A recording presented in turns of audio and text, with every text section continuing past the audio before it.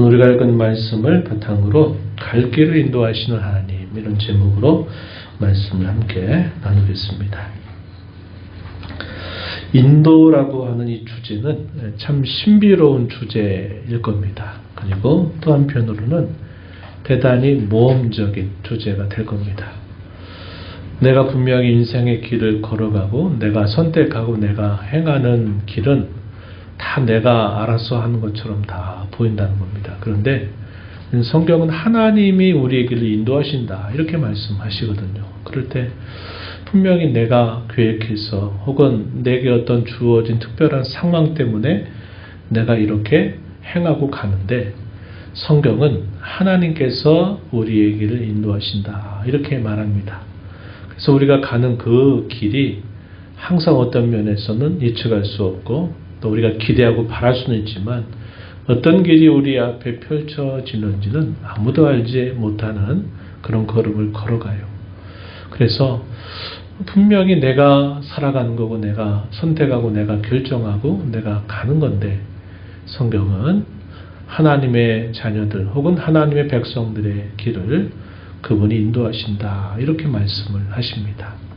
우리가 얼마든지 선택할 수 있는 자유가 있어 보이고 모든 길들이 우리 앞에 다 열려 있는 것처럼 우리가 보여서 또 우리가 그런 인생들을 대할 때마다 대단히 모험적인 그런 생각을 갖기도 하는데 성경은 여전히 하나님이 그 백성들의 길을 인도하신다 이렇게 말씀을 한 겁니다. 그래서 하나님이 인도하신다 하는 것은 하나님이 우리를 주관하신다라는 의미를 담고 있기도 하고 또 실제적으로 우리가 인생을 살아가는 여러 많은 선택과 갈림길 앞에서 우리가 무엇인가를 판단하고 결정하는 것들은 다 우리에게 언제든지 주어져 있는 일처럼 보이게 되는 겁니다. 그래서 이게 참 신비롭다 하는 겁니다. 신비롭기도 하고 또 한편으로는 대단히 모험적이기도 하다 하는 사실을 우리가 확인해요. 그런데 이스라엘 백성들이 애굽에서 나와서 하나님이 약속하신 땅으로 걸어가는 여정에서는 매우 특별한 인도를 하나님이 그 백성들에게 직접적으로 나타내 주셨습니다. 그들이 애굽에서 나와서 야 너희 조상들이 있던 그 자유의 땅으로 가라 이렇게 하면 때를 짓고 또 무리가 모여서 어떻게든지 갈 수 있을 것처럼 보이는데 하나님은 그렇게 하지 않으시고 하나님께서 그 모든 사람이 그 살아가는 행렬 또 진군하는 행렬에서 벗어나지 않게 하고 모두가 다 질서정연하게 한 길을 따라서 가도록 그래서 약속의 땅에 이르도록 하나님이 이끌어 주신다는 겁니다. 그래서 이러한 주제들을 우리가 좀 다루는 것이 대단히 또 신비롭기도 하고 모험적이기도 하다. 그러나 하나님이 특별한 때는 이렇게 하나님이 직접적으로 삶에 개입하시고 간섭하시고 주장하셔서 이끌어 가시는 그런 경우들도 있다 하는 것을 우리가 알게 됩니다. 대개의 경우 우리가 무엇인가를 바라고 기대한 것과 하나님께서 우리의 삶에 대한 계획을 가지고 이끌어 가시는 것 사이에는 많은 차이를 경험할 때가 많습니다. 많아요. 나는 이러한 기대를 가지고 이렇게 가는데 하나님은 내 인생에 대한 다른 계획을 가지고 이끌어 가면서 이 간격 속에서 때로 갈등하기도 하고 때로 또 하나님의 은혜를 경험하기도 하고 이런저런 많은 것들을 우리가 체험하면서 가곤 한다 하는 겁니다. 그래서 인도라고 하는 주제는 대단히 신비로운 주제다. 그러면서도 또 모험적인 주제가 될 수도 있다 하는 생각을 우리가 할 수 있습니다. 오늘 우리가 읽은 이 말씀의 내용은 애굽에서 나온 이스라엘 백성들을 하나님이 어떻게 그들의 가는 경로들을 이끌어 가시는가에 대한 비교적 이런 시기에 있었던 일들에 대한 짤막한 요약이 기록됩니다. 오늘 본문에 보면 하나님이 애굽에서 나온 이스라엘 백성들을 이끌어 가시는데 하나님 어떻게 이끌어 가시느냐? 홍해의 광야길, 홍해로 가는 광야의 길로 이스라엘 백성들의 향로를 정하셔가지고 그 길로 그들을 인도하셨다. 이렇게 말씀합니다. 그 이유가 무엇이었느냐 할 때 그 이유를 분명히 소개해 주는 말씀이 기록이 됩니다. 그들이 고센 땅 혹은 이 람셋에서 나와가지고 그들이 약속의 땅으로 들어가는 길은 직선으로 가게 될 때는 분명히 빠르게 갈 수 있는 길이 있었어요. 킹스웨이라고 불러요. 왕의 대로라고 말합니다. 왕들이 가면서 이렇게 큰 길을 닦아 놓았는 그런 길이 있어요. 근데 그 길은 어딜 통과해야 되냐면 블레셋 사람들이 머물고 있는 그 땅을 통과해야만 합니다. 만약에 이스라엘 자손들이 이 람셋에서부터 약속의 땅으로 들어가는 가장 빠른 길을 택하라 그러면 당시에 알려져 있었던 왕의 대로 블레셋 진영이 있는 그 땅을 직선적으로 올라갔을 때 가장 빨리 당도할 수 있게 됩니다. 시간적으로는 한 2주 정도 이런 정도만 해도 그 땅으로 올라갈 수 있는 여정이었다. 이렇게 말하곤 해요. 그런데 하나님은 그들을 그 길로 인도하지 않고 어떻게 보면 오른쪽으로 한참 내려와서 올라가도록 이끌어 가시는데 홍해로 가는 광야 길로 그들을 인도하신다. 이렇게 말씀을 하는 겁니다. 블레셋 사람들이 당시에 거칠고 또 무서운 그런 족속들이기 때문에 전쟁을 치러보지 않은 이스라엘 자손들이 그들과 더불어 혹 전쟁이 벌어지게 될 때 그 두려움 가운데서 그들의 가는 길들을 돌이켜서 우린 차라리 애국으로 가는 게 살겠다. 이런 생각을 할 수 있다. 하나님 이렇게 말씀을 하신 겁니다. 바로 그러한 이유 때문에 그들을 빠른 길로 가는 게 아니라 그들의 여러 형편들이 고려되어서 그들이 비록 길 자체는 좀 느리고 또 험난하지만 그들의 안위를 위해서 하나님은 그 위의 길로 이스라엘 자손들의 길을 이끌어 가신다. 이렇게 표현하고 있습니다. 그러면서 하나님께서 그들을 인도하실 때 매우 특별한 그런 현상들을 동반해서 이끌어 가시는데 우리가 아는 것처럼 하나님이 낮에는 구름 기둥이 그들의 갈 길들을 앞서서 이끌어 갑니다. 그래서 그 구름이 쭉 이끌어가는 길을 따라서 그들이 진행하도록 하죠. 또 밤이 돼서 이제 있을 때는 그 구름 기둥이 이제 불기둥처럼 또 바뀌게 됩니다. 따스한 요즘같이 이렇게 추운데 따스한 그런 기운을 내는 구름들이 또 그들을 이렇게 이끌고 그들과 함께 하는 것을 통해서 하나님이 그 백성들을 이끌어 가신다는 것을 보여줍니다. 오늘 우리가 읽은 본문 마지막 2절이 그래요. 그래서 그들 앞에서 하나님이 행하시는데 낮에는 구름 기둥으로 그들의 길을 인도하시고 밤에는 불 기둥을 그들에게 비추사 낮이나 밤이나 진행하게 하셨다. 그 당시가 아주 고대 세계이기 때문에 오늘날 우리 한국 사회도 조금 도심지만 벗어나게 되면 특히 이런 동절기 낮의 길이가 상당히 짧은 데는 저녁 7시만 되면 캄캄해집니다.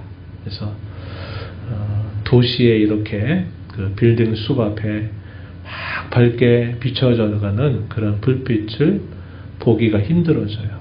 지금이야 그래도 가로등도 있고 뭐 길 안내하는 이런 반사경 같은 것도 있어서 가는 길들을 이렇게 찾아가는 게 어렵지 않지만 우리나라도 한 뭐 동란 6.25 동란 이후라든지 한참 동안에는 그런 것들이 이런 기관 산업들이 발달될 수 없었던 때는 그야말로 뭐 옛날처럼 호롱불 켜고 이렇게 또 밤에는 그냥 조용히 집에 들어가서 쉬고 이렇게 살았던 기억이 그렇게 오래되지 않았어요.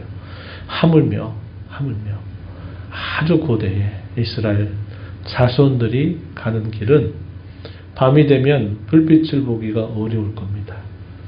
횃불을 들고 켜야만 되는 그런 상황이고, 그들이 알 수 있는 것은 밤하늘에 떠 있는 그 별을 통해서 조금 이렇게 식별할 수 있는 정도가 되었을 겁니다. 그런데 하나님께서 그 백성들을 인도하실 때 낮에는 구름 기둥으로 가시면서 때로는 강렬하게 쬐는 햇볕을 막아주시기도 하면서 하나님께서 그들의 갈 길을 선명하게 보여주시고, 밤에는 불기둥이니까 거기서 또 빛이 바래지면서 그들이 가야 할 길들을 비춰주고, 또 따스한 기온으로 그들을 감싸주니까 밤의 추위로부터도 또 보호를 받으면서 하나님이 갈 길 하나하나를 구체적으로 앞서가시면서 그들의 길을 보여주시게 된 겁니다.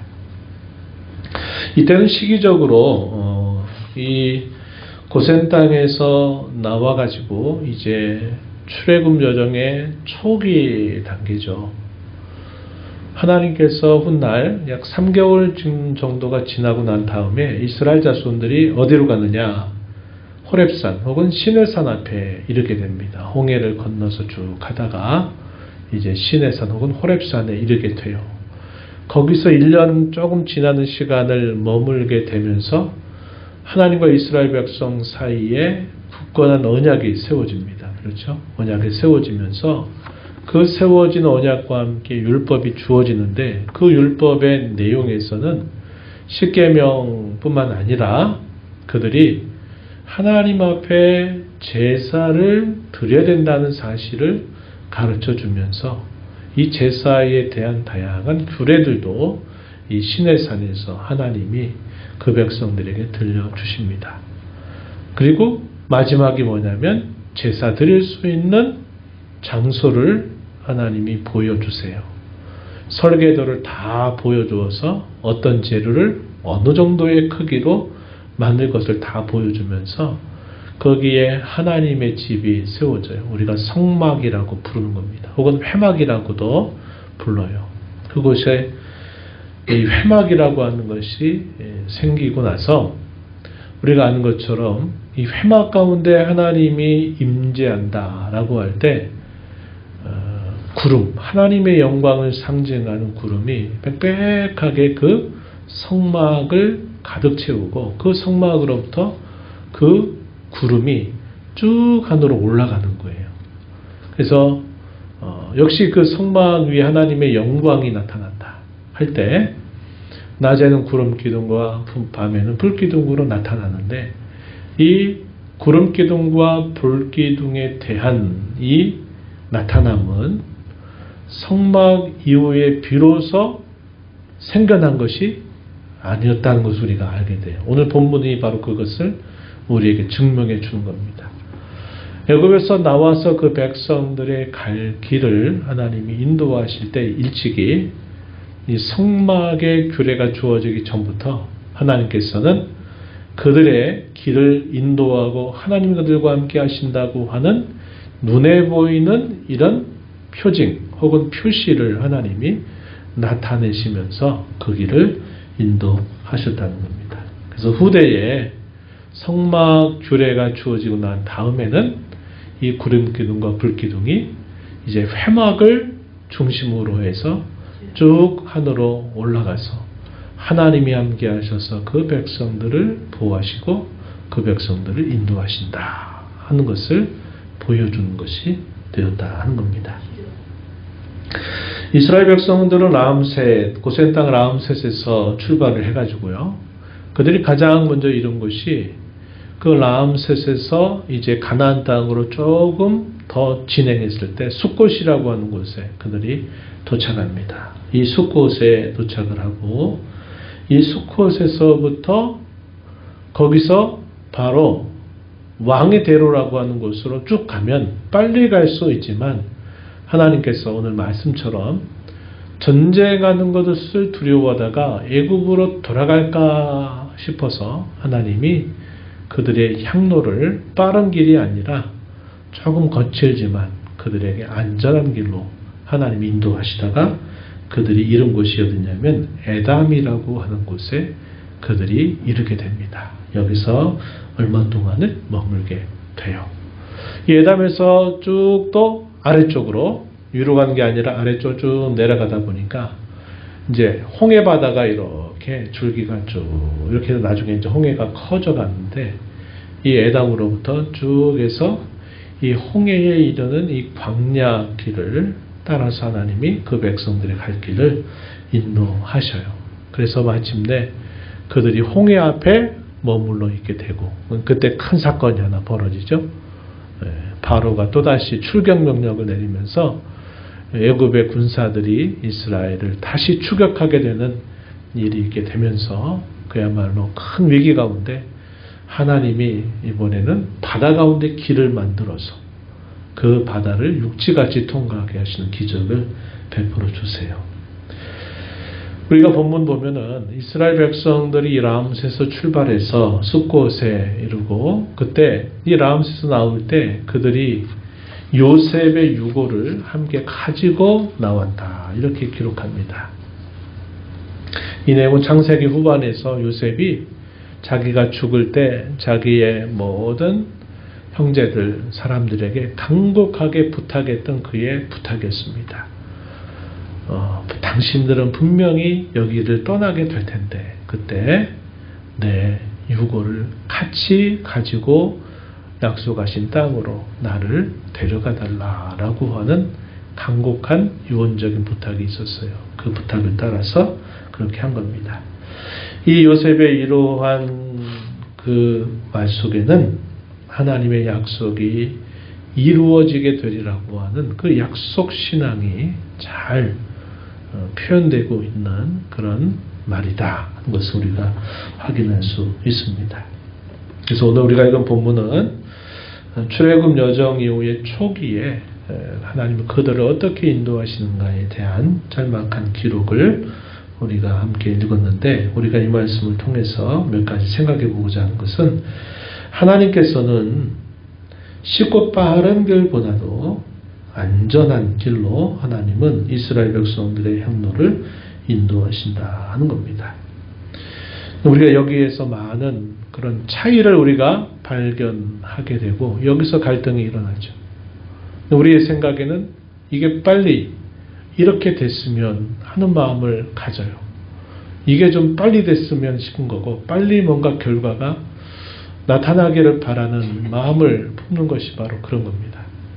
그런데 하나님께서는 우리로 하여금 이런 빠른 길을 가는 것보다 우리가 그분의 손길 안에서 더 안전하고 더 올바른 길을 걸어가도록 하나님은 이끌어 가신다고 하는 겁니다. 그래서 아까 말씀드렸듯이 우리가 뭔가를 결정하고 우리가 하고자 하는 바와 하나님께서 우리에게 대한 그분의 계획을 가지고 우리의 삶을 간섭하셔서 이끌어가는 이 그분의 길과 많은 간격이 벌어지게 될 때가 있다는 겁니다.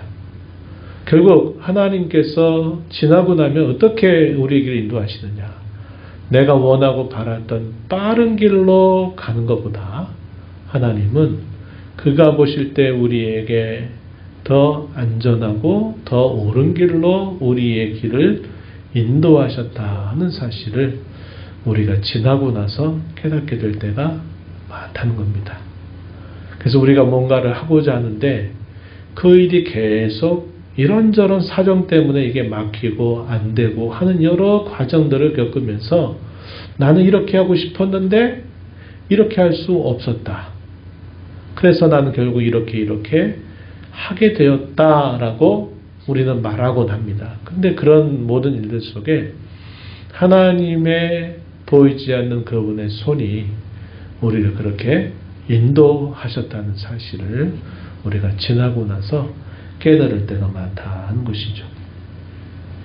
그래서 우리는 이러한 간격이 생길 때마다 하나님이 뭔가 다른 생각을 가지고 계시는 것 같다.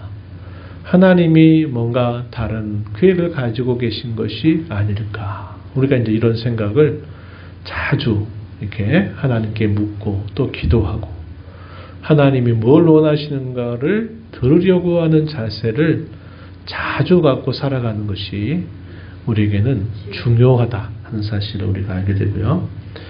하나님께서 그 백성들을 이렇게 우의 길로 인도하신 데는 분명한 이유가 있었습니다. 이유는 항상 어떤 일이 왜 그렇게 되느냐 할 때 그렇게 될 수밖에 없었던 그 앞선 어떤 이유가 있는 거죠. 그거보다 앞선 어떤 원인이 있다는 거예요. 그래서 이유는 항상 앞에 것, 내가 뭔가 하고자 하는 일보다 더 앞선 것들을 우리가 생각하게 해주는 것이 바로 이유라는 것이고, 그러나 또 한편 우리가 생각할 게 뭐가 있냐면 목적이라는 겁니다. 목적이라고 하는 것은 미래의 지향점을 말해요. 그래서 이유는 왜 이런 일이 이렇게 생겼을까 할 때 그거보다 더 앞선 원인을 말할 때 이걸 이유라고 말하고, 목적이라고 말할 때는 그야말로 미래에 있는, 더 미래에 있는, 내가 생각하는 것보다 더 미래에 있는 중요한 어떤 목표, 이것을 우리가 말할 때 이걸 목적이라고 말해요. 본문 속에서는 이 목적에 대해서 말해주지 않았습니다. 이유는 분명히 말씀하셨어요. 왕의 대로로 갔을 때 블레셋 사람과의 전쟁 앞에 이들이 두려워해서 되돌아갈 수 있다. 그 이유로 하나님은 빠른 길로 가지 않고 더 안전한 길로 하나님이 우회하게 하셨다 하는 것을 보여주었어요. 그럼 하나님이 어떤 목적을 가지고 그렇게 하시느냐 하는 것을 본문에서 밝혀주진 않아요. 우리가 하나님의 인도를 늘 생각하고 내가 어떤 일들을 결정할 때 우리가 늘 또 하나 관심을 둬야 될 게 뭐냐면, 하나님께서 어떤 목적을 가지고 내 삶을 인도해 가시느냐를 우리가 잘 아느냐 혹은 모르느냐에 따라서 우리의 인생의 질이라고나 할까요? 인생 가운데 우리의 신앙으로 살아가는 그 모습이 많이 다르게 나타난다 하는 것을 우리는 알게 됩니다. 내가 가는 길들은 누구에게든지 다 감추어져 있는 길일 수밖에 없어요. 누구도 자기가 어떤 길이라고 하는 것을 알고 구체적으로 가는 사람은 한 사람도 없어요. 그러나 내가 가는 그 길의 끝에 무엇이 거기에 있느냐, 그것을 우리가 아느냐 모르느냐 하는 것은 굉장한 차이를 우리에게 가져다 주는 겁니다. 그래서 우리가 그 목적에 대해서 늘 생각하면서 사는 것도 우리가 하나님의 인도를 생각할 때 중요한 하나의 주제가 될 수 있다는 겁니다. 이와 관련해서는 우리가 생각할 수 있는 좋은 성경 구절, 우리가 아마 살펴봤던 말씀이죠. 로마서 5장 1절로부터 4절 말씀의 내용을 우리가 참고할 수 있는데, 어떤 내용이냐면 믿음으로 말미암아 의롭게 된 사람들은 하나님과 화평을 누리게 된다. 하나님의 은혜 안으로 들어오는 삶을 산다. 이것을 바울 사도가 말합니다. 그리고 그들의 궁극적인 목표 지향점에 대해서는 뭐라고 말하냐면 하나님의 영광을 바라고 즐거워한다. 하나님의 영광이 선명하게 드러날 그 목표 혹은 목적을 그들이 바라본다는 거예요. 그래서 이미 그리스도로 말미암아 의롭다함을 받고 화평을 누려서 그의 은혜 안에 살고 있는 신자들, 그리고 그들이 장차 누리게 될 그 하나님의 영광, 그 사이, 이미 이루어진 일과 장차 목적으로 완성될 그 목적 사이에 우리의 가는 이 신앙의 여정을 그 이후에 설명하고 있는 말씀들이 뭐냐면 어떤 것들이냐. 환난이라고 하는 게 있다. 고난이라고 하는 게 있다는 겁니다. 근데 그 고난은 그 고난에는 또 하나님의 목적이 있는데 그 고난이나 환난의 목적은 뭐라고 설명하냐면 인내라고 그래요. 인내. 참고 견뎌내는 것. 그게 목적이 돼요. 그리고 이 인내에도 또 하나님의 또 목적이 있다고 합니다. 그 목적이 뭐라고 말하냐면 연단이라고 말해요. 이 연단이라고 하는 말은 성품을 나타내는 말이에요.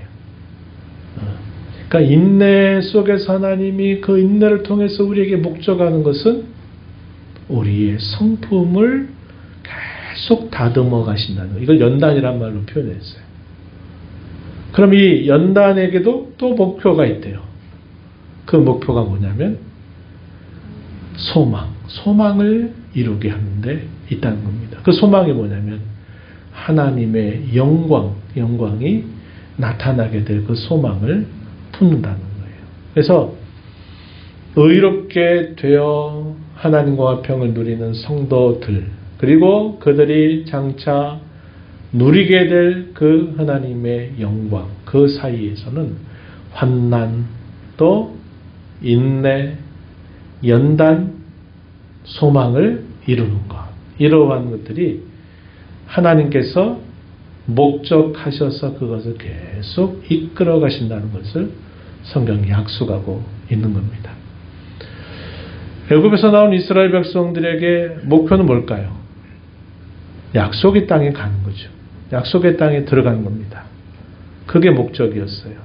그런데 하나님은 그 약속의 땅에 들어가는 것이 그냥 들어가면 되는 것이 아니라 그것을 들어가는 과정 속에서 그 약속의 땅에 들어갈 만한 그들의 실력을 계속 배양하기를 하나님 바라신 겁니다. 그래서 자신들이 어떠한 사람들인지, 또 자신들의 길을 인도해 가신 하나님이 과연 어떤 분이신가를 그들의 많은 경험들을 통해서 연단받고 훈련받아서 준비되어서 그 땅에 들어가기를 바라신다는 겁니다.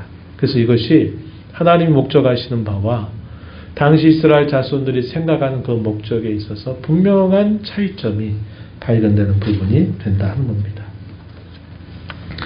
구약시대 때는 하나님께서 이렇게 특별히 이 약속의 땅에 이를 때 하나님은 이 불기둥 혹은 구름기둥을 통해서 그분이 그들과 함께하고 그분이 그들의 가는 길을 인도하신다 하는 것을 눈에 보이는 표로 주셔요. 그런데 그들이 약속의 땅에 이르고 나서는 이 불기둥이나 구름기둥이라고 하는 게 더 이상 필요 없어졌어요. 그들에게 뭐가 남을까요? 하나님의 말씀이 남는 거죠. 모세를 통해서 그들에게 기록해서 계속 들려주었던 그 말씀이 그들이 어디로 가야 될까, 무엇을 선택해야 될까, 그것을 보여주는 그러한 참된 방법이 되었다는 것을 성경이 보여줘요. 오늘날도 마찬가지입니다. 하나님께서 우리를 인도하실 때 구약의 그 어린 교회, 광야교회와 같이 하나님이 누구이신가를 많이 모르는 어린아이 같은 그런 교회 때는 하나님이 이렇게 눈에 보이는 것들을 통해서 하나님 이렇게 하라고 하시는구나, 하나님 이렇게 인도하시는구나, 우린 저렇게 따라가면 되는구나, 이렇게 하시지만 이제 시간이 흘러가면서 그들이 여러 경험들을 통해서 혹은 말씀을 통해서 하나님을 알아가면서는 이제 눈에 보이는 그런 방식이 더 이상 필요 없어져요. 그들을 인도하는 것은 하나님의 말씀이었다 하는 겁니다. 신약 시대로 와서는 이것이 아주 더 선명해져요. 그래서 오늘 우리를 인도해 가시는 방식은 이런 불기둥이나 구름기둥이 아니라 두 가지입니다. 하나님의 기록된 말씀, 또 그 말씀을 밝혀주시는 성령님, 이것이 오늘 우리의 길을 인도하시는 아주 중요한 방법 혹은 수단이 된다는 것이죠. 이 말씀과 성령이라고 하는 이 두 가지 중요한 주제는 우리가 아는 바와 같이 하나님께서 그의 나라를 통치하시는 두 가지 중요한 방법이기도 하다는 거죠. 하나님의 나라에 우리가 속해 있다는 것을 어떻게 증명하느냐 할 때 그것은 그분의 말씀과 성령의 인도를 따르는 것으로부터 나타난다는 겁니다. 또 우리가 늘 기도하듯이 주의 교회가 올바르고 건강한 교회가 되게 하기 위해서 우리가 기도하는 두 가지 주제도 그거죠. 말씀이 흥왕하여 세력을 얻고 성령의 위로하심으로 평안 가운데 든든히 서고, 이것이 주님의 교회가 세워져 가는 아주 중요한 두 가지 주제가 된다는 겁니다. 그래서 오늘 우리가 이 시대를 살면서 하나님의 인도를 우리가 확신하고 살아가게 될 때 우리에게 깊이 우리가 관심을 가지고 살아야 될 것이 뭐냐면 바로 이 말씀과 성령 하나님으로 우리를 다스리기도 하시고 우리를 인도하시기도 하시고 또 우리가 이루어가는 교회를 건강하고 든든하게 세워가시기도 한다 하는 것입니다. 그래서 이 말씀과 성령의 인도를 사모하고 또 그렇게 은혜를 늘 기도하면서 구하고 또 그렇게 우리가 따라 사는 일을 힘써할 때 우리가 가야 할 그 모든 길들이 하나님 안에서 참으로 안전하고 하나님 안에서 참으로 유익한 그런 인생의 길을 걸어갈 수 있다는 것을 우리가 깨닫게 됩니다. 이 한 해 동안에도 여러분이 하나님의 인도를 신뢰하면서 우리가 행할 길들을 또 우리가 기대하면서 하나님 말씀의 세밀한 인도 또 성령 하나님의 인도하심을 사모하면서 또 준행하면서 살아가는 우리 모두가 되기를 바랍니다.